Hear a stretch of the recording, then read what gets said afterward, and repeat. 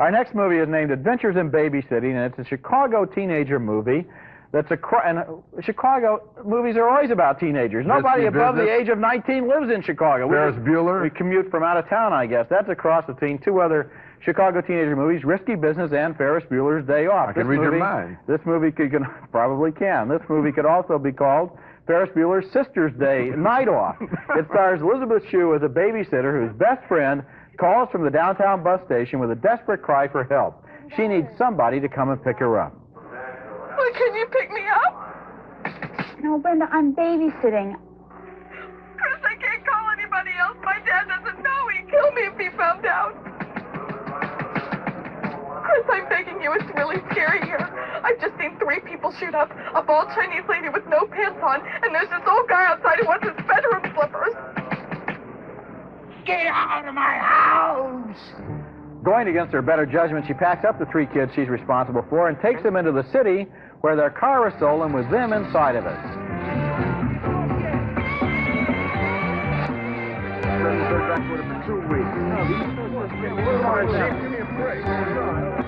Did you steal all of these cars? Yeah, gets me some good money. Isn't it kind of dangerous? They escape from the car thieves by walking across a beam, a dangerous way out of the chop shop, but their escape route leads them on stage at a Chicago blues bar.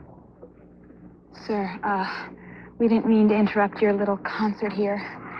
If you don't mind, we'd just like to let ourselves off. Nobody gets out of this place without singing the blues. What? Nobody leaves this place without singing the blues. You want me to sing? There are a lot of neat adventures in this movie and a lot of good energy from the actors, and everything revolves around Elizabeth Shue. You might remember her from The Karate Kid as Ralph Macchio's girlfriend. She gives a strong and likable performance in this movie, and the movie has one absolutely great scene in that blues bar. When she steps up to the mic, he says, "Nobody leaves without singing the blues." So she steps up to the mic and she says, "I'm a babysitter," and the band goes, "da-da-da-da." Now that was a good scene, and that turns into her personal blues song. I like that moment, but I don't know. This movie as a whole never quite caught hold for me. It kept drifting back and forth between realism and absolute unbelievable fantasy, and I was never sure they were visiting the real Chicago or a movie Chicago. Ferris Bueller, to me, which is a parallel story, was more believable. I don't think they were ever really sure in this movie whether it was a fantasy or not. It was a close call. A lot of good stuff in this movie, still a thumbs down. And a close call for me, but a thumbs up, because I thought there were enough funny scenes that I was taken aback by it. At first I thought this was going to be just another wild night out, and I don't think it was just another wild out. I think this Elizabeth Shue caught my fancy.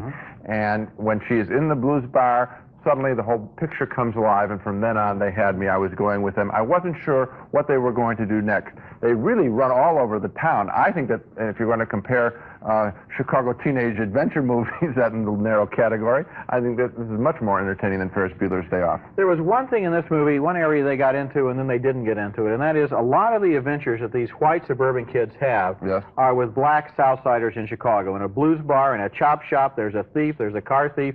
Later on, there's a hitman. And so I thought, well, are they going to get into some sort of these kids are entering into a different world here and they're meeting different people? But no, the black characters all just stayed in their roles. One was a thief and one was a blues singer. We didn't get the interaction that I would have enjoyed. Okay, well, we got interaction, which is frankly more than sometimes happens in the city. That's true, And the other thing is, there was one kid who is pivotal. We're not sure which way he's going to go, and so I think there was some racial balance in the film. I thought some of the portrayal racially was a little dangerous, but every time you bring up race in the movies, you're not so sure if they're doing it right.